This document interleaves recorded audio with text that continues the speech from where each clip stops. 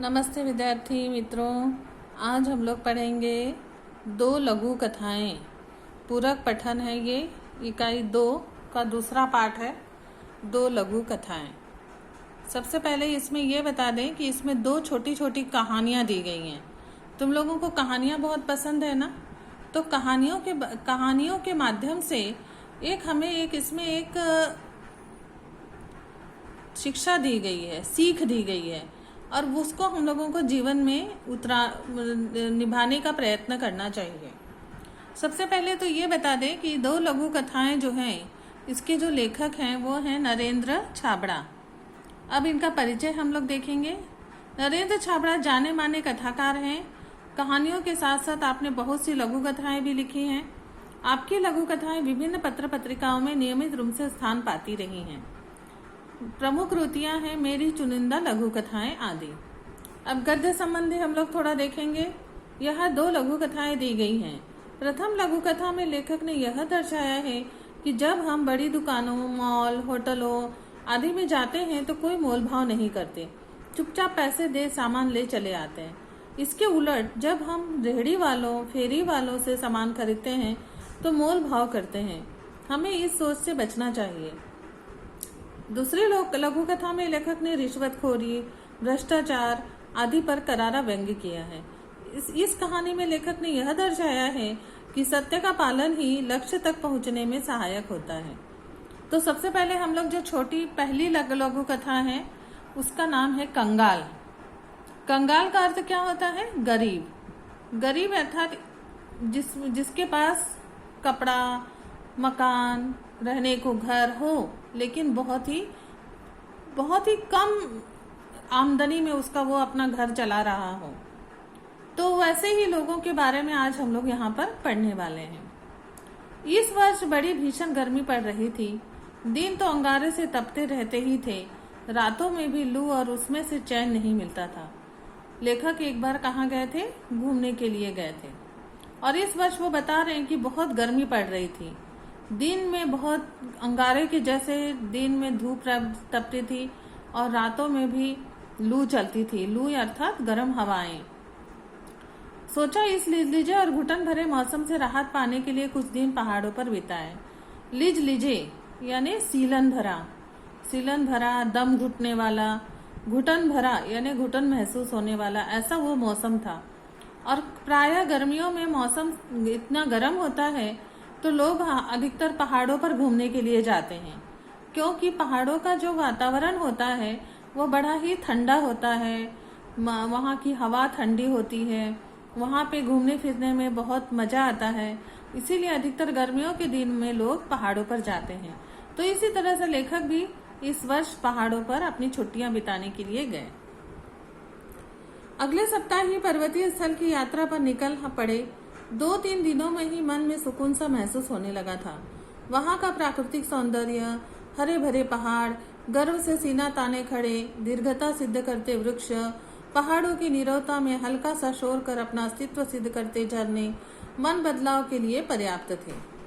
तो अगले सप्ताह जैसे वो पर्वतीय स्थल की यात्रा पर निकल पड़े।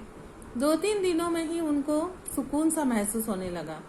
मन को उनको एक शांति लगने लगी, क्योंकि वहाँ का प्राकृतिक सौंदर्य यानी प्राकृतिक सुंदरता, हरे भरे पहाड़, जो कि ऐसा लग रहा था मानो गर्व से सीना ताने खड़े हैं। दीर्घता सिद्ध करते वृक्ष, दीर्घता यानी बहुत पुराने से खड़े वृक्ष, दीर्घता यानी दीर्घ समय से खड़े यानी बहुत पुराने वृक्ष। पहाड़ों की नीरवता यानी शांतता, पहाड़ों की नीरवता में हल्का सा शोर करते, और वो वृक्ष जो है उनकी जो हवा चलती तो वो शोर करते थे और ऐसा लगता था कि नहीं, उनका भी कुछ अस्तित्व है। और ये सब वहाँ की सुंदरता मन के बदलाव के लिए पर्याप्त थी। उस दिन शाम के वक्त झील किनारे टहल रहे थे। एक भुट्टे वाला आया और बोला, साहब भुट्टा लेंगे? गरम गरम भूनकर मसाला लगाकर दूंगा। सहज ही पूछ लिया, कितने का है? अब शाम को के वक्त वो झील के किनारे टहलने के लिए गए। तभी वहां एक भुट्टे यानी मकई के जो कॉर्न होता है उसको मकई के भुट्टे उसको कहते हैं, वो बेचने के लिए आया। अब पूछने लगा कि साहब भुट्टा लेंगे? गरम गरम भूनकर मसाला लगाकर दूंगा। तो लेखक ने सहज ही पूछ लिया, कितने का है? उस भुट्टे वाले ने उत्तर दिया, 5 रुपए का। क्या 5 रुपए में एक भुट्टा? हमारे शहर में तो 2 रुपए में एक मिलता है, तुम 3 ले लो। लेखक ने कहा कि हमारे शहर में 5 रुपए का एक भुट्टा यहाँ पे मिल रहा है, जबकि हमारे शहर में तो 2 रुपए में एक मिलता है। अब तुम 3 ले लो, 3 रुपए ले लो। नहीं साहब, 5 से कम तो नहीं मिलेगा, तो रहने दो। हम आगे बढ़ गए।